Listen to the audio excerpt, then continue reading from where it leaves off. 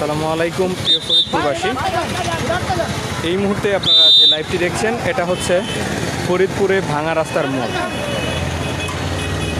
আপনারা সকলেই জানেন বর্তমানে ট্রাফিক বা পুলিশ কেউ কিন্তু রাস্তায় নাই, তারা জনসাধারণের সেবা থেকে একটু বিরত আছে। এই মুহূর্তে আমাদের যে গুরুত্বপূর্ণ স্থানগুলো যেখানে প্রচুর পরিমাণে আসলে গাড়ি ঘোড়া চলাফেরা করে সেখানে কিন্তু একটা জ্যাম লাগার সম্ভাবনা থাকে এবং উল্টাপাল্টা একটা বিশৃঙ্খলা থাকে।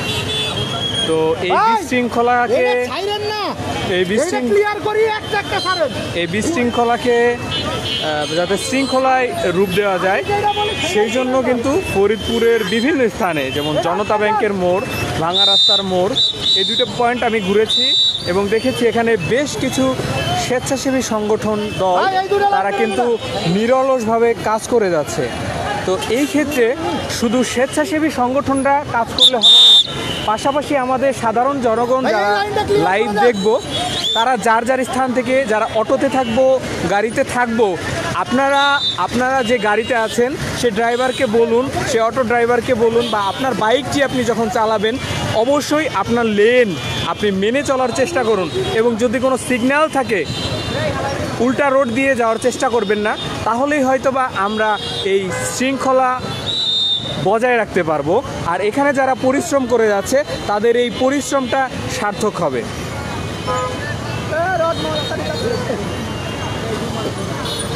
তো আসলে ঘরে থেকে একটা কথা বলা এবং বাস্তবে সেই কাজটা করা আসলে অনেক পার্থক্য। আমরা ঘরে থেকে একটা ভিডিও বা একটা ছবি পোস্ট দেখে নানা ধরনের কমেন্ট করতে পারি যে এটা এভাবে হচ্ছে না কেন, এটা এভাবে হচ্ছে কেন, এইরকম কমেন্ট আমরা করতে পারি। তো আজকে আমি সরাসরি রাস্তায় এসে যে ব্যাপারটা আসলে দেখতে পাচ্ছি, এখানে যারা কাজ করছে মানে একটু হিমশিম অবস্থায় কিন্তু তাদের পড়তে হচ্ছে। তো এভাবেই কিন্তু আসলে যারা ট্রাফিকে আসলে কাজ করে থাকেন তাদেরও কিন্তু এইরকম পরিস্থিতি হয়। এই যে একটা বড় চত্বর, এখানে বেশ কিছু স্বেচ্ছাসেবী সংগঠনের অনেক সদস্য দেখতে পাচ্ছি, তাও কিন্তু তারা হিমশিম খেয়ে যাচ্ছে। তাহলে একটু চিন্তা করে দেখেন যারা, ভাই একটা অ্যাম্বুলেন্স আছে, ভাই এ পাশে একটা অ্যাম্বুলেন্স আছে, ওটা একটু বের করে দাও।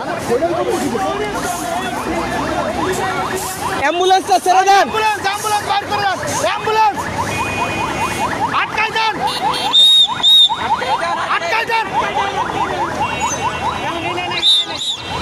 আটকাই দেন, সুন্দরভাবে আটকাই দেন। হ্যাঁ, শহর ক্লিয়ার করেন, শহর ক্লিয়ার করেন। তো আসলে যে ব্যাপারগুলো বলতেছিলাম যে আসলে ট্রাফিকে যারা কাজ করেন আসলে চিন্তা করলে বুঝতে পারতেছি এখন, বা এখানে যারা কাজ করছে তারাও বলতেছে যে ট্রাফিকে যারা কাজ করে আসলে তাদের কিন্তু প্রচুর পরিমাণে একটা পরিশ্রম। মানে কি অনুভূতি হচ্ছে আপনার শোন ভাই এখানে কাজ করে? আসলে আমরা যে ছাত্র সমাজ এবং আমাদের বাংলাদেশের জনগণ, আমরা আসলে বাংলাদেশটাকে সংস্কার করার জন্য মাঠে নেমেছি এবং আমরা আসলে দেখাচ্ছি যে আমাদের যে পুরা ছাত্র সমাজ আছে এবং ট্রাফিক বলেন, মানে যেখানে আমাদের যানজট হইতো প্লাস বেশ সিগন্যাল দেন। আচ্ছা, পরে কথা বলি। তো আসলে যে ব্যাপারটা মূল ব্যাপার, আসলে যারা ট্রাফিকে কাজ করে তাদের পরিশ্রমটা বুঝতে পারছি। তারা জুতা পায়ে, ভারী কাপড় পরে, হ্যাঁ আমরা তো এখানে যারা কাজ করছি সাধারণ গেঞ্জি পরে খুব সহজে এটা করতে পারছি। তো ট্রাফিকদের কিন্তু আসলে হ্যাঁ প্রত্যেকটা সেক্টরেই থাকে ভালো এবং খারাপ মিলেই, তবে আমাদের যে ছাত্র সমাজরা যারা যেটা করছে এই ধারাবাহিকতা আমাদের বজায় রাখতে হবে। তাহলেই হয়তো বা আমাদের এই যে শৃঙ্খলা এটা যদি চলতে থাকে আমরা খুব ভালোভাবেই রাস্তায় জ্যাম ছাড়াই সহজেই চলাফেরা করতে পারবো নির্বিঘ্নে। আর এটা কিন্তু একটা খুবই গুরুত্বপূর্ণ বিষয়, যেমন এখানে অনেক অ্যাম্বুলেন্স থাকে এবং জরুরি সেবার কিছু পণ্য থাকে, তো সঠিক সময়ে পৌঁছাতে না পারলে কিন্তু অনেক ক্ষতিগ্রস্ত হতে হয়।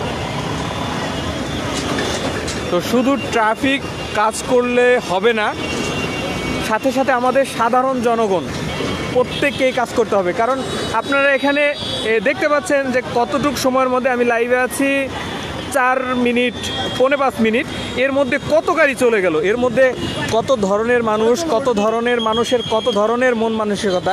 কেউ চায় একটু ফাঁকর দিয়ে যদি একটু আগে চলে যাওয়া যায়, এই চিন্তাটাই কিন্তু করে, কিন্তু এটা করা যাবে না। এটা করলেই একটা ভুলের জন্য পিছনে 10টা গাড়ির কিন্তু পিছনে পড়তে হয়। আপনার 10 সেকেন্ডের জন্য আরও 10 মিনিট দেরি হতে পারে আরও 50, 100, 500 লোকের। তো এই ব্যাপারগুলো আমাদেরকে আসলেই খেয়াল রাখতে হবে। এই মুহূর্তে আমার সাথে আসলে লাইভে বেশ কিছু মানুষ জড়ো আছেন এবং লাইভ দেখতেছেন, তাদেরকেও আমি অনুরোধ জানাবো ফরিদপুরবাসীর পক্ষ থেকে যে আমরা যারাই চলাচল করি, এটা আমি বারবার বলতেছি, কারণ হচ্ছে এটা গুরুত্বপূর্ণ বিষয়। আপনি যখন অটোতে চলাফেরা করবেন, আপনার যে অটোতে যে ড্রাইভার থাকবে বা আপনার নিজস্ব পরিবহন যদি হয়, সেটা নিয়ে আপনি যখন চলাচল করবেন, কেউ যদি একটু ডান বাম করতে চায় তাদেরকে অনুরোধ করবেন এবং বোঝাবেন যে এটা ঠিক নাই, একটু ভুলের জন্য আরও 10 জনের কষ্ট হবে। এই বিষয়টা আমরা যখন আস্তে আস্তে বোঝাতে পারবো, আমরা হয়তো বা এই রাস্তাঘাটে একটু শৃঙ্খলা খুঁজে পাবো।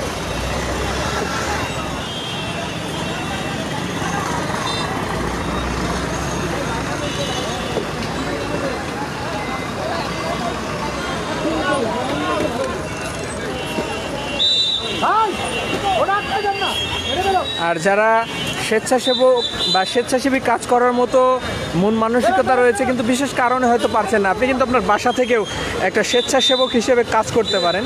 সেটা হচ্ছে আপনার আশেপাশে যদি কোনো অসাম্প্রদায়িক দাঙ্গা তৈরি হওয়ার সম্ভাবনা থাকে বা এমন অনেকেই আতঙ্ক থাকে, এইরকম যদি কোনো পরিবেশ আপনার মনে হয়, আপনারা কিন্তু 5 জন মিলে আপনার 5 জন বন্ধুকে ডেকে আপনারা সেটা প্রতিহত করতে পারেন, তাদের পাশে দাঁড়াতে পারেন।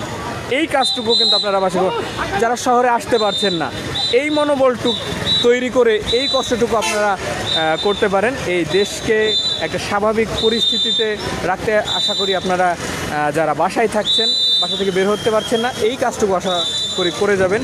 এবং অনলাইনে যে কোনো বিষয় পোস্ট করার আগে বা শেয়ার করার আগে সেটা সত্যতা কতটুকু, সেটা পোস্ট করলে আসলে প্রভাবিত মানে কোনো খারাপ প্রভাব পড়বে না, এগুলো একটু ভেবেচিন্তে করবেন, একটু ভেবেচিন্তে করবেন। আপনার একটা ভুল শেয়ারেও কিন্তু একটা পরিস্থিতি খারাপ হতে পারে।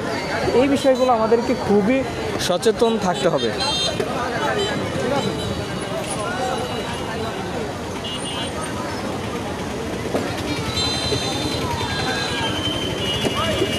তো আমি এখন যে লাইভে ছিলাম, আমার আসলে মনের মধ্যে যতটুকু জ্ঞান বা বুদ্ধি ছিল সেইটা আপনাদের মাঝে শেয়ার করার চেষ্টা করেছি। তারপরে যদি কোনো ভুল হয়ে থাকে সেটা ক্ষমা সুন্দর দৃষ্টিতে দেখবেন এবং কমেন্ট করে জানাতে পারেন এবং পরবর্তীতে আমাকে পার্সোনালিও জানাতে পারেন। এবং আশা করি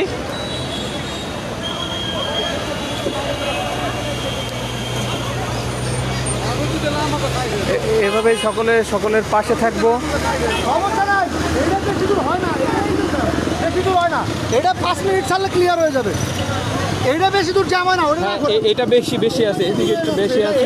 এটা দিচ্ছি হচ্ছে আপনার 5 মিনিট করে, এটা 1 মিনিট, এটা 3 মিনিট। এইভাবে এটা হলো বাহির থেকে আসতেছে তো কম, যেগুলো বাহির থেকে আসতেছে এগুলো কম, শহর থেকে বের হচ্ছে সংখ্যা বেশি। আমি বলছি না পরে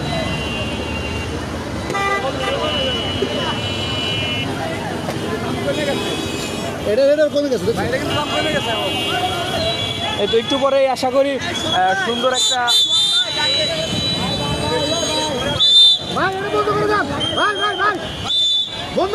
আশা করি খুব স্বল্প সময়ের মধ্যে ভাঙা রাস্তার মোড়ে যে বিশাল পরিমাণে একটা জ্যামের তৈরি হয়েছিল, যেমন এই পাশে আলিপুরের দিকে আলিপুর ব্রিজের ওই দিক থেকে যে গাড়িগুলো আসতেছিল ওই পার থেকে, ওখানে বড় একটা জ্যাম তৈরি হয়েছিল।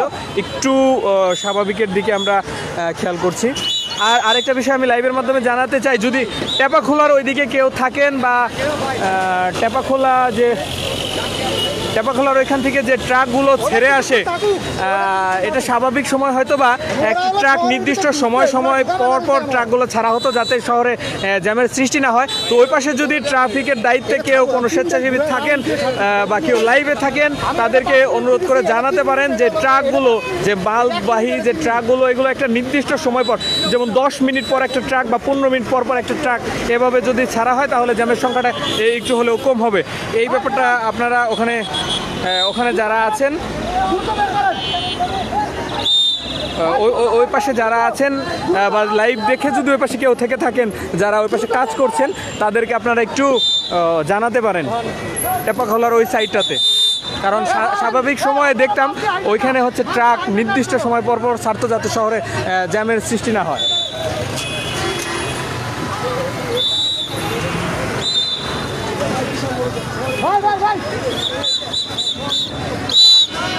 আটকায় যান, আটকায় যান, এটা এটা এটা এটা এটা আটকায় যান, এটা আটকায় যান, হ্যাঁ, এগুলোর সংখ্যা কম। এটা যাক, এগুলো যাক, এগুলো ধরবেন না হবে না, ওটা পরে, ওটা পরে।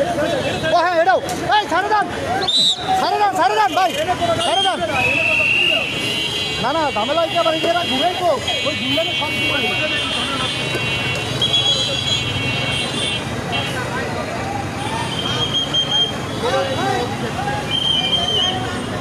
অনেকেই আসলে কমেন্ট করছেন, এখানে এমন একটা পরিস্থিতি আসলে কমেন্টগুলো দেখার মতো বা কমেন্ট দেখে কথা বলে এবং সার্বিক পরিস্থিতি আপনাদের মাঝে তুলে ধরা সকলটা দুইটা আসলে একসাথে সম্ভব হচ্ছে না। তো যারা আসলে আশা করি যে অনেকেই ভালোবাসছেন, যারা কাজ করছেন তাদের প্রতি অনেক কৃতজ্ঞতা প্রকাশ করছেন। সকলকে আসলে ধন্যবাদ যারা যুক্ত আছেন। তো এই মুহূর্তে আমি লাইভটি শেষ করছি। পরবর্তীতে ফরিদপুরের বিভিন্ন তথ্য এবং ফরিদপুরের ইতিহাস, ঐতিহ্য এবং দর্শনীয় স্থান এবং স্বাভাবিক যত তথ্য আছে সেগুলো পেতে আমাদের এই ফরিদপুর সিটি পেজের সাথে থাকতে পারেন। ধন্যবাদ সকলকে। আসসালামু আলাইকুম।